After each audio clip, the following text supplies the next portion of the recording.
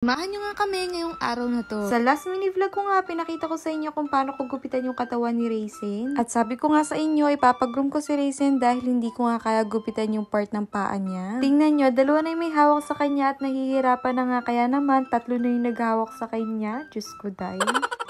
Grabe, tatlo na may hawak sa kanya grabe pa rin siya magwala. Ayaw niya kasi talaga papagupitan yung part ng paa niya, tiyan niya at saka sa puwet niya. Kaya hirap na hirap ako dito kapag mag-isa lang ako. Kaya pinag-groom ko na lang kaysa hindi ko naman mapagupitan. Sa part ka nito ay medyo mabait na siya dahil pagod na nga siya. At meron na nga dumating pang magpapagroom at tingnan nyo naman kung gaano kabait. Samantalang ito si Raisin ay kailangan 2 o 3 pa ang maghahawak sa kanya mag-groom lang. Diyos ko, day.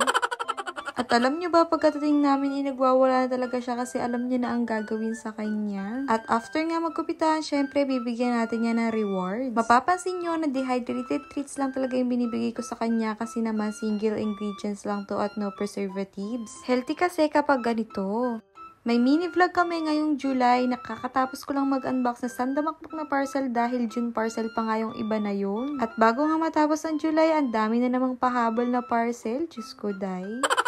Dahil may nakita nga akong sale na sapatos, kaya naman napadami yung bili ko. Diyos ko, dahil 4 na sapatos nga to na iba-ibang kulay at syempre kay Rain lang to. Dahil ayaw naman ni Raisin na nagsasapatos. Next naman, itong 2 dress at 1 polo. Bet na bet ko nga to dahil ang ganda ng fitting sa kanila. Last parcel naman, itong nabili kong shoebox. Pero ang ilalagay ko dito sa shoebox na to ay mga gamit nila Raisin at Rain. Kasi ganito na nga kakalat at halo-halo na nga yung mga gamit nila. Kaya naisipan ko na dito na lang sa shoebox.